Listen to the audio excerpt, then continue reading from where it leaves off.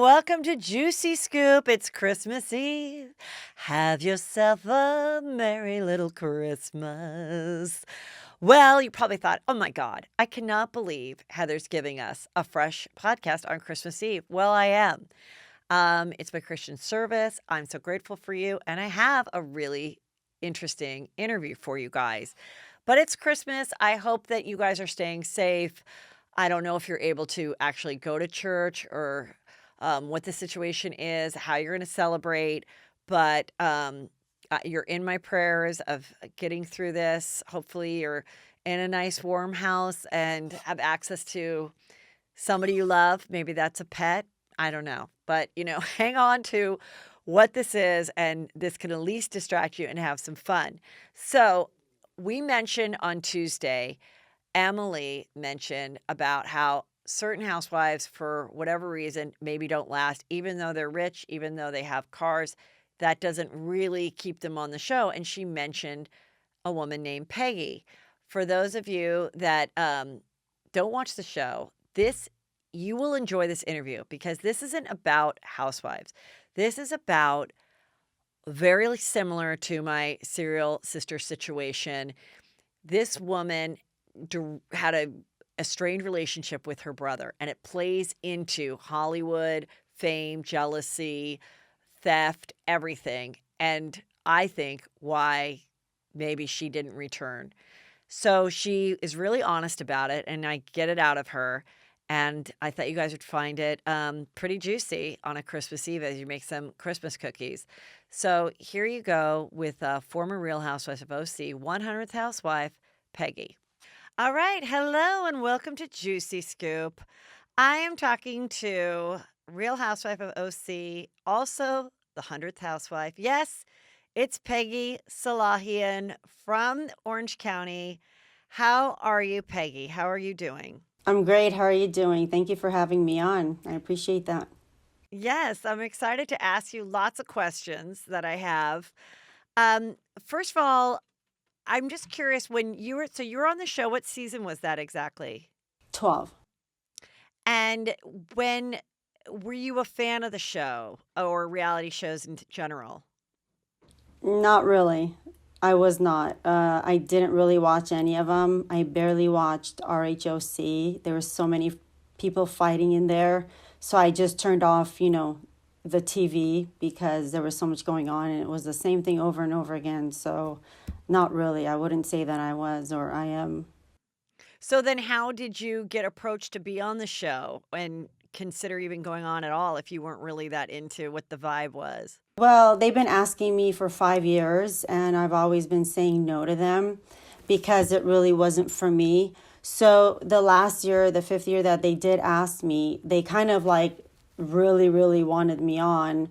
So I said, okay, let me just give them a call. And one thing led to another with interviews, and I got chosen. I got picked. So that's how it all happened. So then once you got chosen, you were like, God, if everybody else wants this thing, I should want it too a little bit.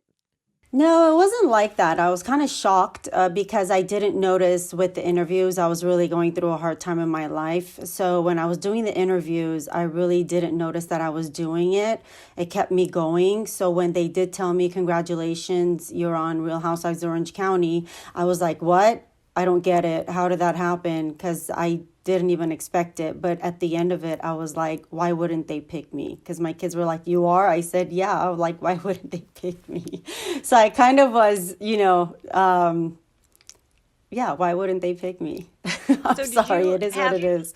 had you met any of the cast at the time prior to being on the show? Because sometimes they like, to bring in a current cast members like a friend or an acquaintance or something. Yeah, true. Well, Deco was friends with Doug through Wait, work, and they Doug, were Doug, the Doug. producer. No. Doug and Lydia Who's that? McLaughlin. Doug McLaughlin. It's Lydia's Lydia. husband. Oh, okay, you were Yes, friendly with Lydia. Lydia. Okay, go on. Yes. So it started off with that. I met her and we hit it off. So we became friends, and that's how it started off. So I kind of, got to know Lydia, and we just started filming. Okay, so what were you hoping to get out of it? Now, I know when you said you were going through a hard time, I know that I remember from it that you had gone through surgery and you had the breast cancer and the gene, and you had a did you have a double mastectomy? I did. So, what happened was I really wasn't all there. I was really, really in bed for 6 weeks with tubes, with blood, with a nurse. I had my double mastectomy on January 20, and we started film. I started personally filming. They did start filming, but I was still in bed.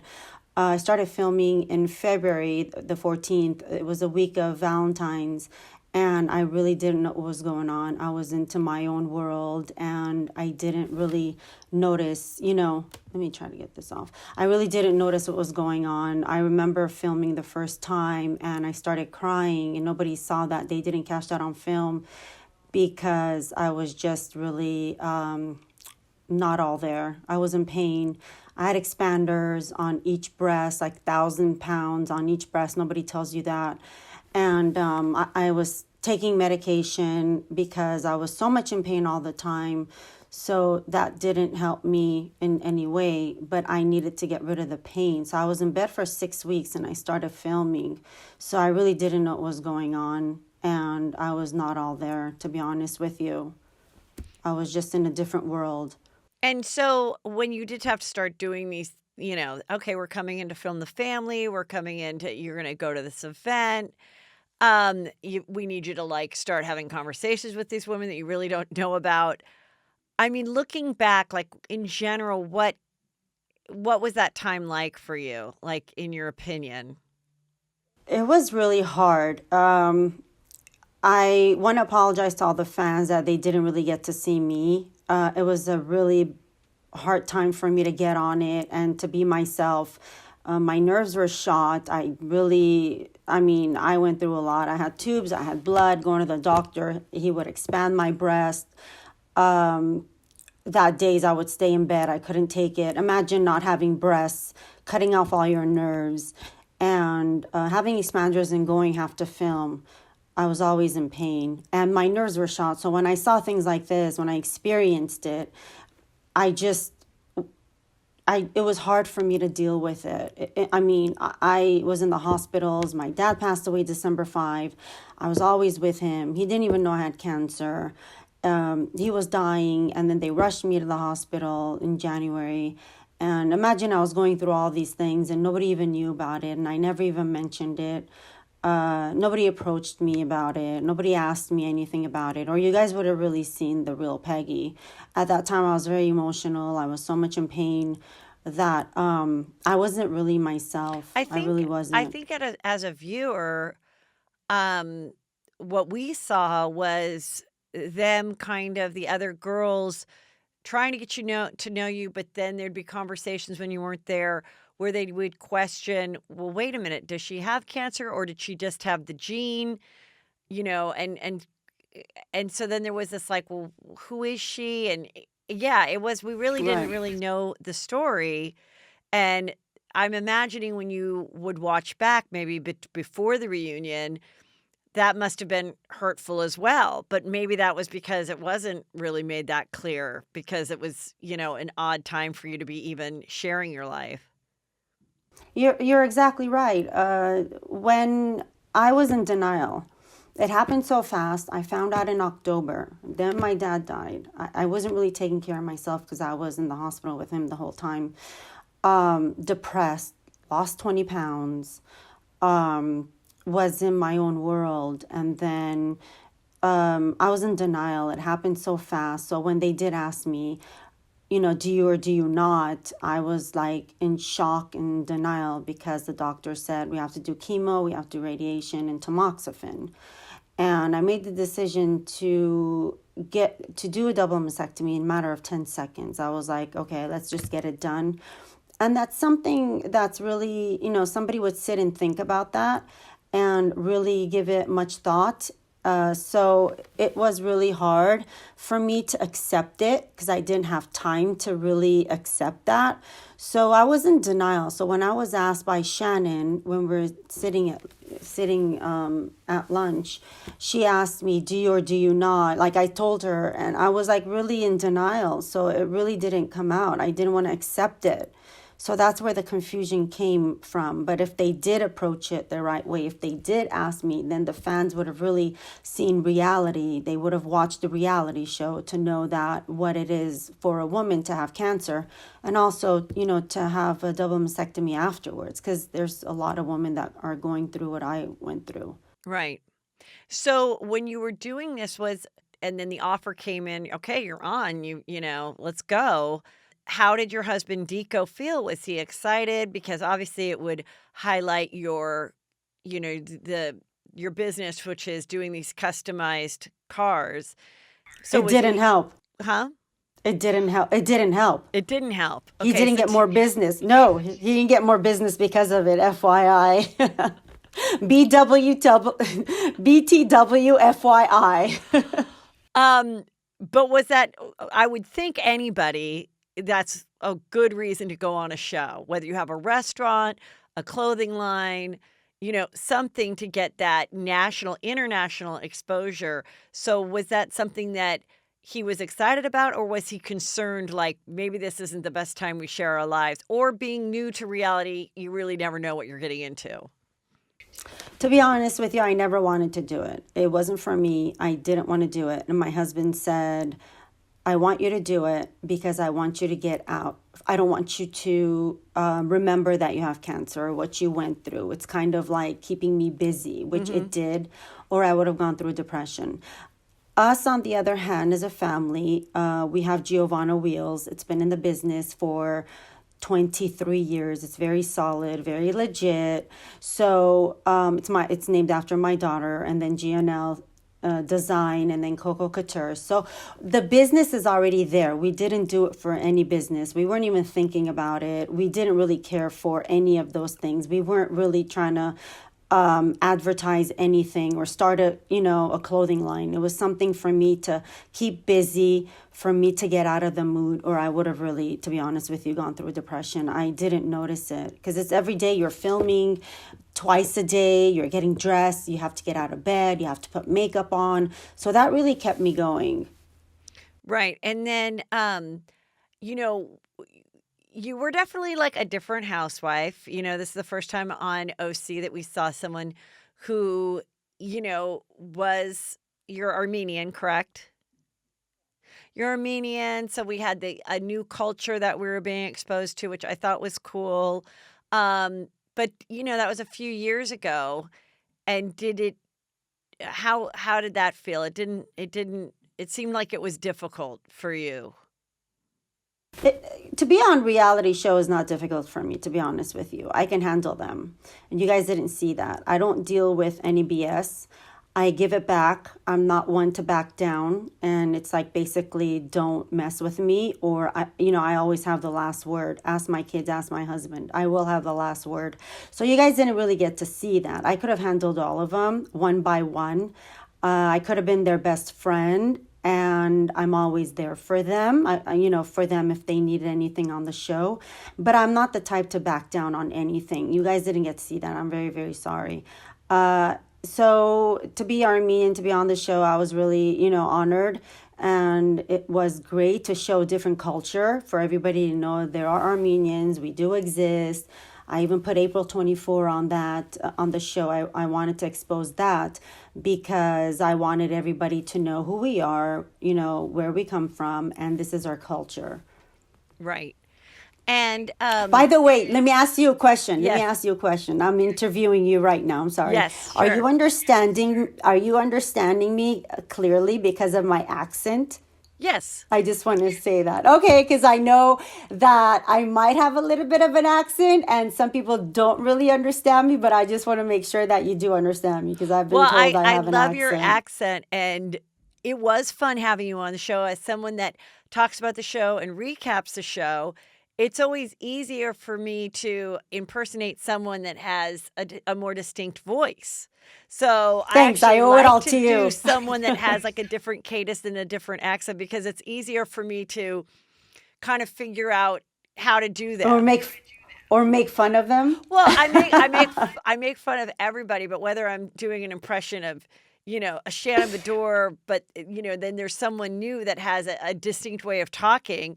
For me, it's Right. just fun, and because the Deco and like always hearing about Deco and like that was kind of a Yeah. funny thing that I remember from the episodes. There's certain people like Lisa Renna will always refer to her husband as Harry Hamlin or Harry fucking Hamlin, like she says the last name. Right. So it's like and I think the producers know to edit it that way to almost get people to instantly be Right. somewhat of a character that's memorable.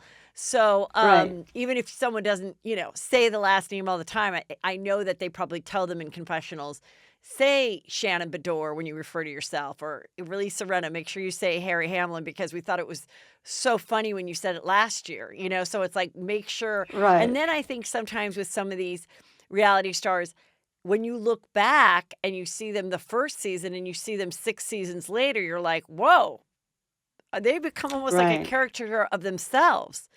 Some people Right. can remain really real, and other people, I feel, they keep making themselves bigger and bigger and bigger because they don't really know how else to do it, and they're getting the influence from the Right. fans. They like the fame. They're also getting it from the producers in their ears, and then it's like, wow, did you see her first season? It was a completely different person. It's kind of interesting. So with you, it's Yeah. like we saw this new family, and you guys have like the funny relationship where you did the butterfly thing. Do the butterfly. He does. We do that a lot. I love it. I love when he does that. It's like so funny. I love it. I make him do it all the time. And it's just funny. We have a great time. That's our relationship. And everybody's like, you should have your own reality show. And I was like, that's too much work. But that's really reality, what you guys would see. How we raise the kids, how we are as a family, what we do every day. And, just raising kids. And that's drama right there, or drama between Dico and I. Yeah. And when you guys were like filling out the college applications and going to the mailbox, which child was that for? Okay. I know what a mailbox is. Yeah. I do all my checks. I do all my checks in the look. I'm always having the last word. Okay, I have to do it. It's my. That's just my personality. I know what a mailbox is. Deco, on the other hand, has never signed a check in his life. He runs a company, he micromanages it. People do it for him. So he knows how to do it, but he normally doesn't do it. I do all the checks in the house, the mailbox. When we filmed that day, I knew he couldn't figure it out because he's never done it. So I was in the car laughing because I was like, he doesn't know where to put the mail. And there was another guy next to him. He's asking him, where do I put the mail? So that was just like a funny, that's just how it is. He doesn't do mail. He doesn't know how to sign. He never signed checks. He doesn't know anything about the house bills. I take care of everything. He trusts me with it, even though he doesn't know how much I spend or how Now much. let me just ask you because I always have questions about how these things are filmed. As the viewer and as someone who, has worked in TV and has studied and loved reality TV, like I treat it like I'm writing a graduate school paper. So I was like, this seems like a very fake scene or one that was put upon. So my question is to you, did you at one time mention to the producers how Deco is so clueless? And then they said, what would be funny is let's put the cameras in the car and let's see you go to the mailbox. Yep, I think I did because he's never done it. I'm straightforward, so comes out of my mouth. And I did say, and I did. They did film in the car when the cameras were in the car. I did specifically say he doesn't know how to. He never put a letter in the mailbox. He's not going to be able to do it. So I did mention that. Yeah. Because I'm very, I spur of the moment. It just But comes out of my what's mouth. I funny do is say that it. because it seemed so ridiculous, then I think people started to go, this couple's trying too hard for the cameras. No. you We ain't know? try it all. We ain't try it all. It is what it is. Why would you try hard right there and then? I mean, he doesn't know how to use the mailbox. He's never done it. I always do it. So it's real. Nothing was fake. Everything was real. Yeah. And especially when I was making grape leaves in the kitchen, and he comes in and he says, "Is it chacha or something like that?" And I'm like, "What is that?" So it's like weed. Oh, So I didn't know what that meant, yeah. so he makes fun of it. So that's just us. We're just a funny family, not drama free. We do have drama within just the family. I mean, every family has their own issues, but little things here and there. But everything that you guys saw from us is real, and nothing I was think because maybe they fake. highlighted that so much among the two of you of like, not knowing what, the story was of leaving coal in your stocking or something. And you're like, what is this Okay, coal? What is coal? What?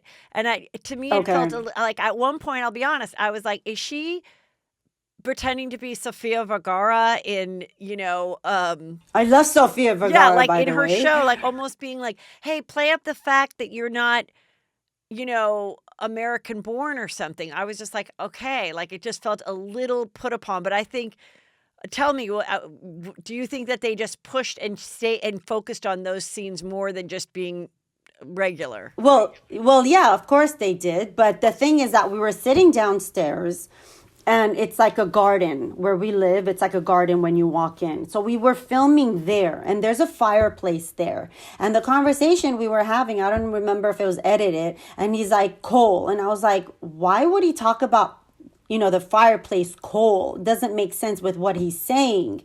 I mean, I didn't catch on. I was like, why would you talk about coal? The fireplace is there. You're talking about coal.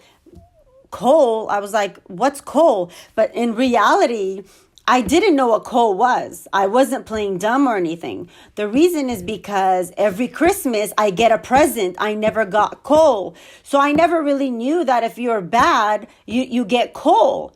That I didn't know. My 13-year-old son goes, Mom, how do you not know what coal is? I go, how do you even know what coal is? You get gifts all the time. You get presents for Christmas all the time. So now everybody, that's like become the subject, saying, now I know what coal is. I didn't until now. I still get presents. I don't get coal. So, okay, so you do the show, you do the season. How do you find out that, like, you're not gonna be asked back? When does that come about? Or you tell them you don't wanna come back? How did it come about? Well, it happens in January. So contracts go back and forth, this, that, if it's worth it, if it's not worth it, how it is. So you decide in January. So if you're going to go back or if they're not going to ask you back or whatever the situation is.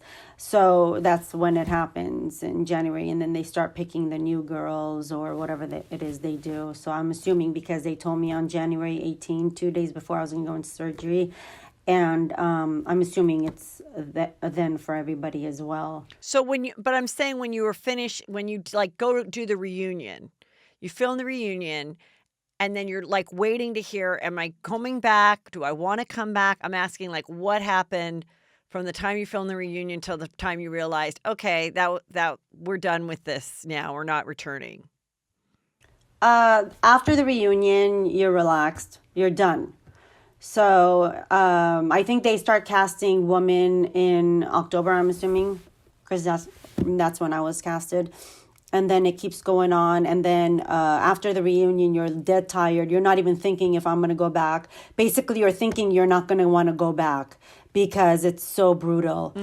And later on, you have 3 months off, and then they tell you if you're, if you tell them if, I want to take time off or I don't want to come back, or they say we don't need you anymore. But basically, Bravo does not fire anybody. It's more like if you're asked back or if you're not, unless you're really giving them a hard time or there's accusations about you that they don't want to be liable for and stuff like that and so forth. And so, well, what was your situation then? Was it that, Why do you Huh? Why do you ask me? What? Well, why do you ask me that? I gave you a complete synopsis. Well, Well, I mean, what it was was, it? Because I know that there was controversy with you, which I always thought was very unfair regarding your brother and him he's, saying, huh? yeah, yeah, that's a different topic. We can get into that. I have nothing to hide. He's money hungry, So let me just and like this God, is what I remember. So yeah. you have a brother, and I believe I saw him with his husband at the time or boyfriend at the time. I think they did an episode of Flipping Out, didn't they? Where they were like I redoing don't. some castle or something. Was it Flipping Out that I saw him on? He has no money. He's, I don't know. He's just desperate, money hungry. Money is his God. God is his money, and I wish he would leave me alone. He has all the money in the world, and he would leave me alone. I don't know. He accused me of being homophobe. Right. He made bogus allegations about me being homophobe, and I didn't respond to it because he is my brother, and I didn't want to make up to be a liar. He didn't less up, nor did his friends, constantly attacking my character and just, spewing hatred all over the place and to everybody. He mobilized to click all the lies and stories all over, the magazines, because I didn't use him to make my dresses, but it just happened. I mean, I didn't, it just happened. And it's so sad that he treated me that way. And because he wanted to promote himself, so he would use me for his, it's for him to be promoted, and he really didn't care about me, and he spread all these lies, and he thinks I'm responsible for for me not to tell him to come to my dad's funeral. And he was there along with his posse, by the way. So was his husband. So if they say anything else, it's a lie. I could tell you specifically what happened. And he even removed, when you have envelopes there, you say in lieu of donations, in lieu of flowers, please make donations. So he took all those out and he put his green envelopes so the money goes to him at my father's funeral. Okay. And he lies, he cheats, he hurts people. I don't want to have anything to do with him. And he even made fake checks. It was 25 years ago. I haven't been talking to him for 25 years. It's not because I'm homophobe, which I am not. I've been to the Abbey. I've been to Silver Fox. I've been to the Gay Pride parade. And I mean, if anybody knows what a homophobe means, if everybody says I'm homophobe, they don't know the true meaning of what it is. 25 years ago, going back, he made fake checks with my name, stole my social security number, wrote those fake checks, made donations. I got a letter, and he was with his first husband, Corwin Majors, and Corwin left him.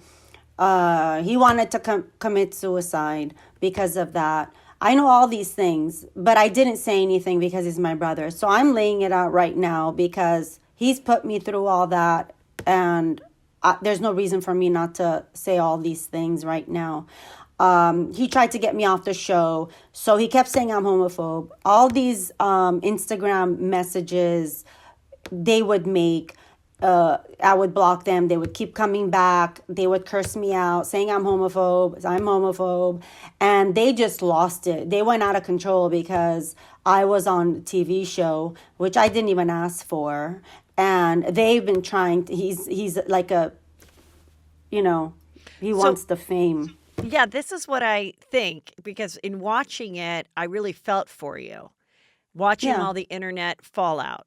Because when I put all the pieces together myself, which I don't think a lot of people did. Exactly. I have siblings, and I've shared on the show that I'm estranged from a couple of them.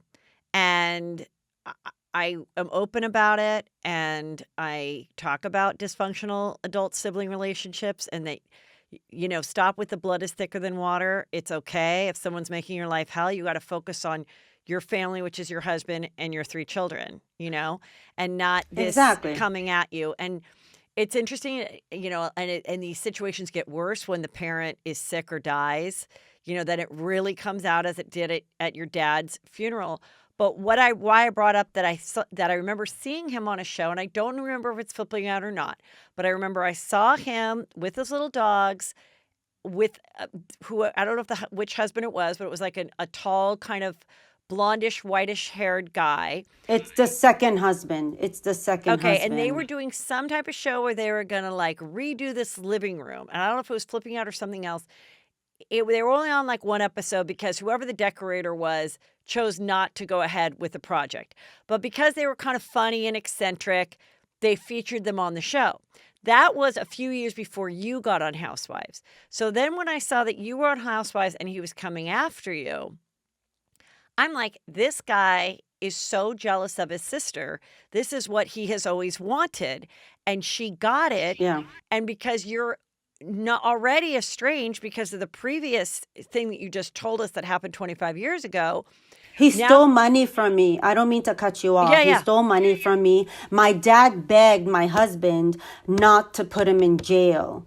And my husband did it. And I even going further, I even asked my father, do you want to see him? Because nobody talks to him. He stole money from every one of my family members. Nobody talks to him. And my father said no. I asked him again, I'll bring him. And he still said no. On his deathbed, he said no. And he didn't want to see him because he didn't want any problems. And he just shook his head, my dad. So he doesn't know this. Now he knows. I'm sure he's going to be watching. And on top of it, let me tell you a couple of things, which I have here. In January, the LA City Attorney Office brought 7 misdemeanor charges against Patrick Simpson and Paula Tukanian, who operated Network International Model Talent. Paula Tukanian was placed on informal diversion for 1 year and was barred from representing with the LA County Department of Consumer and Business Affairs. The Los Angeles City Attorney filed 7-count criminal complaint against Paula Tukanian, which is Paula 2, and Patrick Simpson, the husband. They violated the Krikorian Act. Mike Führer, who brought misdemeanor charges, who has convicted the operators of an unlicensed Beverly Hills talent agency for unlawfully charging the parent of young client fees, photographs, and services. Patrick Simpson and Paula Tukanian were also charged with petty theft, attempted grand theft, and criminal conspiracy. The two were banned from working as talent agents in the U.S., but they went to New Zealand to recruit for a self-made television pilot. They were asking for $14,500 from families. And if you guys don't believe me, go to the LA Times, LA Biz, Ripoff Scams, My News LA, Deadline, Variety, Project Casting, Canyon News, Los Angeles Liberal Magazine. So, and Park LA, Brea News, Beverly Hills. So if you guys don't believe me, there's so much, it's all documented. Nobody knows. Now they know what kind of people they are and what they did to me. And it wasn't only him. It was his posse. And let me tell you something about what happened at my dad's funeral. I have proof because we had videos and pictures taken. So that was caught on camera. When, somebody, as a family member, they pass away, you have a choice of having a video or not video, of taping it or not. And we decided to do it. So everything is caught on camera, including the part that when we were walking out of church, we were hand in hand, locked arm in arm, and then he was in the middle, and my sister-in-law was on one side, and I was on the other side, locked arm in hand locked in an hand. arm We with walked out. locked arm with your brother or someone else? With your No, brother. my brother was in the middle. Okay. We had, we locked arm in arm walking, and my dad's casket was in front of us. So I have one of his friends, Vartuhi, come and push me to the floor and grab his arm. And I had cancer at that time. Eileen Kerseyan bumped into my sister-in-law and grabbed his left arm. So they're like a clique, like we were, like holding tight. So imagine being pushed to the floor, okay, by one of his friends, one of his posse, and then with cancer falling on the floor behind my dad's casket. So these are things people don't know, and it's caught. It was caught on camera. Okay, So so I have some questions. Okay, so sure, go when ahead. you were doing Sure. all your interviews with the producers to get on, I'm just curious, had you shared this difficult relationship you had with your brother at all, or were they completely unaware that this guy existed? Well, none of this, none of the accusations came upon me before. As Right. soon as I hit TV, they lost it. They went out of control. They didn't know how to control themselves. They tried to get me off the show. They did everything. Uh, And But they just were out of control. wait, So it didn't happen in the beginning. but my question was, when they like delve in deep with your interviews before getting on the show, did you share like this is my parents, this is where I'm from, I have this brother, he's gay, but we really don't get along. Like, did you share anything? Because I'm just thinking once he made these awful accusations, calling you a homophobe, and here, Bravo is, a very inclusive network. Obviously, a lot of gay people watch it. It's their number one go-to. So him going after you like that, he knew he was really screwing you by accusing you of that, Oh, because the minute someone hears it, most people sadly just go, "Oh my God, yeah, that makes sense. She's Christian. She must be a homophobe or something," whatever they said. And how awful that the successful sister is now ignoring the brother. Me, with my history of a weird family, I was like, mm-hmm, hold on a minute. mm-hmm. But what everything I saw in the press was definitely once you got your rebuttal, it Mm-hmm. nobody heard it, because that's why it's always like, with people, it's like, be the first one to attack, because the rebuttal, no one will report on. They're only going to report on the first part of him attacking you, and then when you finally got your statement out, they're not obligated. The person that wrote the gossip column about the brother calling you a homophobe, they're not obligated to then write your side of it after. They've moved on. They don't care. You're off the show, whatever. But, so in your opinion, do you think all this drama that came from your brother, all these horrible fake accusations, do Mm-hmm. you think that played a large role in Bravo and the producers saying, "Thank you, Peggy, but like we're not going to move forward"? 100%. They don't want to be liable for it. Mhm. They don't want to be liable. So he's still money hungry, fame. I don't want to say WHRE, but he's really, he attacked my character 100%. And no, Bravo didn't know in the beginning because he was out of my life for 25 years. All of a sudden he shows up. So how do you, I mean, why would I even bring up his name? I mean, Right. I haven't talked to him for 25 years. Why would he do that? Why Well, would he do such? that's And if I was homophobe, how would I live with him? I knew he was gay. How would I live with him? I mean, people that accuse me of that don't know the meaning of it. I am not homophobe. I've been to the gay pride parade, been to the Abbey. I was invited. I was invited to Silver Fox as a host. Imagine when I was at Silver Fox, the dancer came up to me. He's like, "You're my favorite." How would I be able to do all this? It doesn't really make sense. I mean, I don't I mean I never believed it. I think and they sold it's one of stories the on me. it's one of the Well, reasons, they huh? sold stories. They sold stories to Radar Online. Uh-huh. They sold stories. They made money off of me. And now he has like a foundation for $500,000. He's trying to make money because they looted his boutique. So because it costs that much in of Damage. dresses and clothing, I mean, I'm like, you know what? He's just money hungry. God is his money. If you make a dollar, I And mean, prior to him stealing mm-hmm, like the money from you, what's your age difference mm-hmm, between the two of you? 8. Are you younger or older? I'm younger. I'm the youngest. I'm And younger. so, oh, you're the youngest. Okay. And then how many Hmm. other siblings are there? I have one, And where older. does that person stand in the turmoil between you Nobody two? talks to him. Nobody talks to So him. so growing up, you guys were okay, but once he started to obviously steal your social security number and do all of that, was that the first time that your heart was broken and then you stepped apart, or were you already estranged and having problems before he tried to write the fake No, checks? we never had problems. As a child growing up, we didn't have any problems at all. And when I got married, he started doing things like this. So what happened? He ruined my credit for 7 years. Now my credit is like 846. Right. I mean, it's pretty good. I mean, I can walk out with any car I want to. But he ruined my credit for 7 years. I got a letter from the collection agency the first year saying that you owe this much. I called him up. I said, "What is this?" He said, "I'll take care of it." I'm thinking in my head, he's good at yelling. I'm thinking he's going to call, he's going to yell to the collection agency. I'm like, I'm not going to get anywhere. So, and my husband's, what do you call it?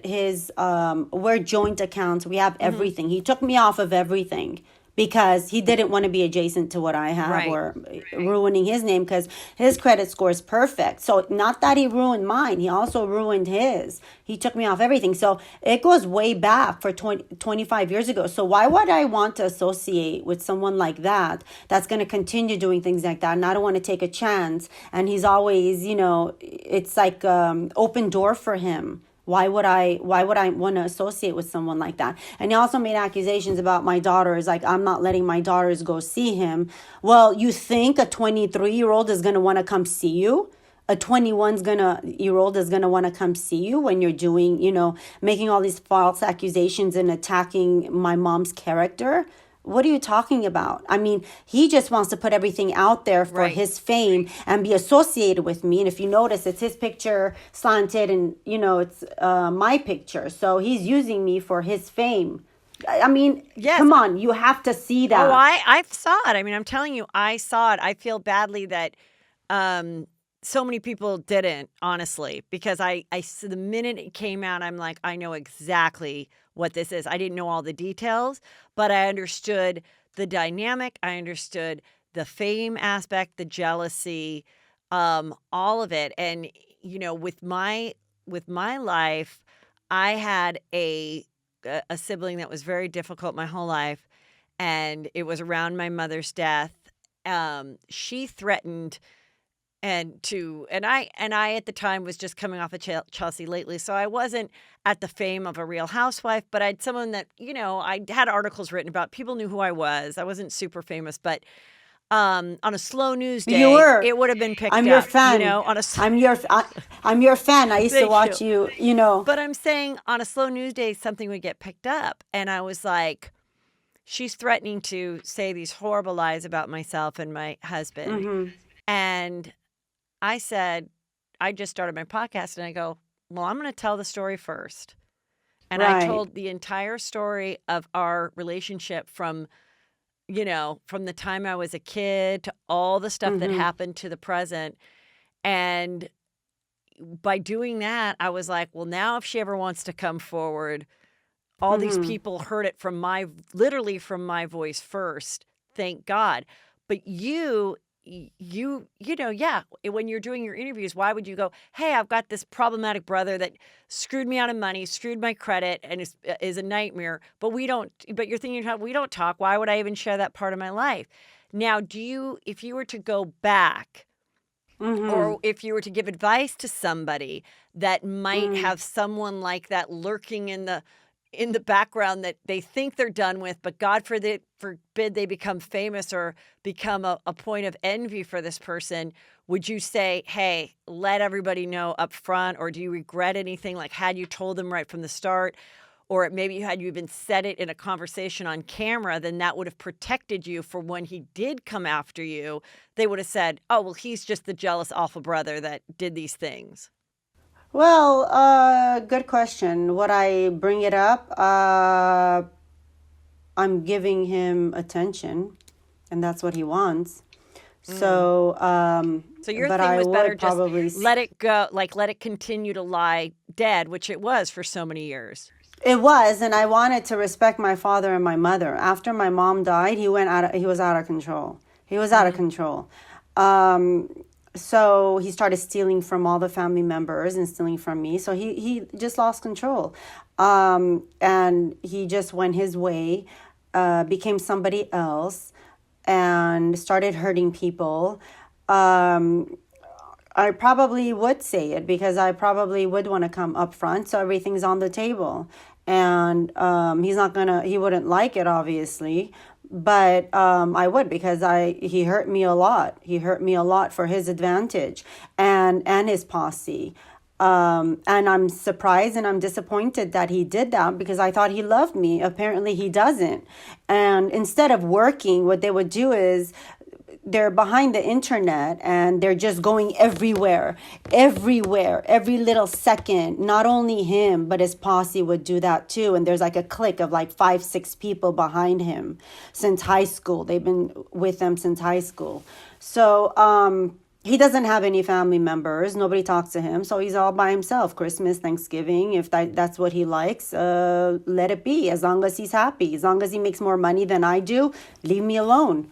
Just leave me alone. But if I were to go back on the show, he'd lose control again. He would lose absolutely control. He wouldn't let Bravo alone. He wouldn't let Evolution alone. They'd be all over the place, selling money, selling pictures about me, making money off of me. Any pictures. I gave him all my album before I got married.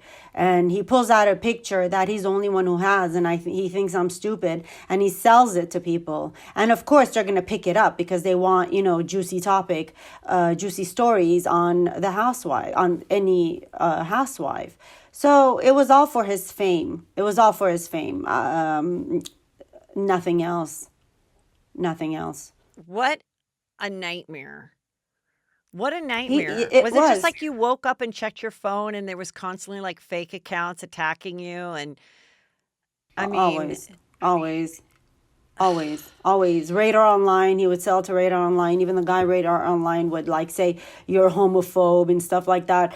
Say whatever you want to say. I know my makeup artist was gay. You think I'm going to be around someone like that? I mean, and I love him to death. I love him to death. I mean, I have gay friends since college. I still go out with them. How do you end up going to the Abbey? How do you end no, up I going mean, to that? My very good. I think it's a trigger word, just like the trigger word now is, you're a racist. And that's been thrown around a lot. And people know it can ruin a career. Someone can say it and and their whole career can be over with, and it can just be, and he didn't even have any fact of something that you said or did. It's like you don't have any obligation to bring your kids around a brother that stole money from you and is out to get you. Like, what? You don't need to invite him to Thanksgiving, but people are obsessed with that. Like, I mean, I remember years ago, like an article being about how one of Madonna's brothers, and she comes from like a family of, I don't know, 11 or something, was Yeah. apparently like homeless, and it's like, how could Madonna's brother be homeless? And it's like, well, we don't know. We don't know if he's a drug addict. We don't know if he's Mm-hmm. schizophrenic. We don't know if he's choosing to be homeless because you can't make someone go into a home. You can't 5150 them if they don't want to, if they're not a level of hurting themselves. But the article was what a cold, awful person Madonna is. And I was like, geez, Yeah. at a certain point, like the world shouldn't expect you to be responsible for like every relative and keeping a wonderful relationship with every relative when they haven't been a great relative or brother to you. And Exactly. but it's a headline and people oftentimes don't read past the headline and they just see that and then that's their perception until they listen to Juicy Scoop and get your Right. side of it. And Until now, I get it from Instagram. I put something out. I do a podcast, let's say. yeah. All of a sudden, when I say the story, I get homophobe. When any podcast, because I do several podcasts, and then it's like homophobe. Like they listen to it, and then they lose control again. they're out of control. They've been trying to get on Bravo. They haven't gotten on Bravo. They saw me get on Bravo. They couldn't swallow it. They just lost control and they didn't know what to do, how to do it. And they just were at it 24/7 instead of working. I was their job. I mean, they were busy with me. I'm telling you, until now I get it. And I'm putting it out there. Let them know. Los Yeah. Angeles And I Times. mean, all those court filings that you read earlier, verbatim of how they were filed. I mean, there were so many to grasp, but what I'd grasped from them is that they were doing some type of talent agency where they charged the talent a fee. And for people that don't know, that is not allowed. So oftentimes when you see something like, oh, do you think your kid could be a star? Come to this thing. Right. And then you get there. Right. Sometimes it's a school, but sometimes it's like, well, pay us this money and, then we're going to put you on this show or whatever. That is never okay. Or if it's a school, No. it has to be stated that it's a school, like a modeling school or whatever. But Right. oftentimes you go to those places thinking you're going to get jobs. And then they're like, whoa, first you have to do this photo shoot for, $2,000 and then you're going to have to teach you how to. And so, and it was obviously not presented in an honest way, which got them in trouble. That's why it shut down. Yeah. Because they were stealing money from kids and their families. So that's why it got shut down. They didn't have a license to do what they were doing, and they were taking their money. So when it got shut down here, like I said, they went to New Zealand and they stole $14,500 from a family, and a mom is like, wait a minute, my daughter's not getting anywhere. You're not really giving us the service. And they're just, going from one place to the next. Like I said, money is God. God, that's what he believes in. Yeah. That's what it was always like that. He was always like that. Yeah. Even as a child, he was always like that. Well, so before we go, so do you, you're still in Newport Beach or the OC? Where are Newport you? Coast. Newport Coast. Newport Yeah. Coast. So that's my favorite place. I love the Pelican you. Hill. It's my favorite hotel. It's like Thank just you. heaven. We stayed there for 8 months, okay? Oh, you had to stay there for 8 months because you're redoing your house? 8 months. Oh, And we got sick of it. I wanted to come home. I wanted real food. I wanted my bed. Yeah, 8 months is a long time. but you We were there for 8 remodeling the months house. because you were redoing your house, or? Yeah, redoing the house, little things here and there. So And we so ended do up you staying run there. into any of your old castmates or keep in touch with any of them? I'm close friends with Lydia. Mm-hmm. And the rest I don't. And actually, I ran into Kelly with her first boyfriend at Mastro's, but I didn't go up to her and say hi because she called me ISIS. So and that was she called me ISIS. So if there's a racism there, that's racism in Iceland, and I have a recording of it. Don't mess with me. I'll mess back with you. That's what you guys didn't get to see. So I have a recording of it, them laughing at me. Tamara and her were laughing at me. And I have it all on recording. Everything is there. It's like 3 sections of it. And it was Shannon and Megan in the room. So I recorded the whole thing. So I have evidence because it's their word against mine. So the last scene that you guys do get to see, I wanted to explain it, but they attacked me. I didn't get to say it. So they grabbed the phone from me. I grabbed it back because I don't even know why they grabbed my phone. How dare you guys do that? So I grabbed it right back. Like, you're not grabbing my phone. So, and then with Shannon, her voice is so streaky. It's like, oh my God. And she's just, you want to ask me questions about the cast? Go ahead. Let me ask you about the 100th Housewife. Did you Yeah, go figure ahead. it? Did you kind of figure it out that you actually were, like, with every person, or did they tell you that you were? Because it is kind of interesting. Yeah, they told me. I didn't know. I mean, like I said, I don't really follow it. How would I even know You that would I was literally have to 100? go through and count. Right? Yeah. Exactly. I know they've counted how many Exactly. divorces have happened in the franchise. Last I checked, it was like at 22. But, Oh my I don't know. gosh. But yeah, so someone would really have to go do the math to figure it out. Everybody on RHOC is divorced. I mean, almost. So I'm the last one laughing right now. No, I have three kids in Dico. We've been married for almost 26 years. I'm sorry. It'll Yeah. be 26 on April 29. So basically, I have the last laugh because they're divorced, miserable. They don't know if their relationship's going to last and or their new marriages are going to last. So I'm having the last laugh here. Well, So good. Well, I'm glad that we got to hear your side of the story. I'm glad you guys are doing well with the kids and everything. thank And you. thank you so much for sharing everything. And I wish you all the best. You did the right Thank thing. you. I hope you like me better now that we've had a conversation. I never didn't like you. I mean, Yeah. I felt like the edit was interesting, and I have to say I Yeah. thought it was almost like you guys were trying hard, but now I don't think that you were. I think it was No. editing.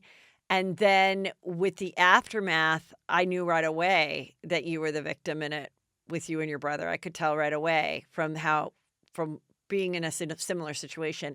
And that I felt bad, but I also was like, you know, I think you're fine not being on the show. Like, I don't think it would have enhanced your life at all No, I mean, to go any longer. So it's like sometimes, with certain people, you're like, oh, that's too like with Denise Richards on Real Housewives of Beverly Hills. I feel like I really enjoyed her on the show, and I can see why she left, but I'm bummed because I think it was fun and it would have been good for her had they not so her right. family was in jeopardy. So she left because her family was in jeopardy. Her marriage, it was jeopardizing her marriage.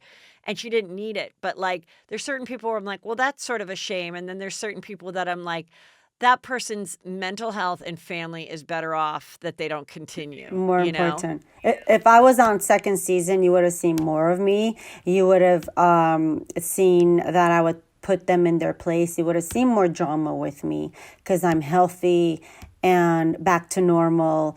And I'm just back to Peggy. So like I said, I apologize for not being like that the first season. It was really wrong. It was really difficult for me to be on it the first season. But the second season, you would have seen more of who I am, Were what your I'm close about. friends like for you being on it, or were they like, girl, I'm glad that chapter of your life is over? Like, what did your good friends think? They said, don't do it. They Yeah. said, don't do it. That, yeah, they said, just don't, why are you even doing it? Like, don't do it. And I Yeah. said, I mean, Deco's pushing me to do it. I didn't think about it at all, but it was for my health, for me to, for me to have something to do, for me to Right. forget about my situation. Yeah. So, yeah, but you guys would have seen more of me, who I was. And then I'm sure you guys would have liked me because I'm real and I don't hurt anybody, but I do say what's on my mind. And that's why they picked me up because I was who I was.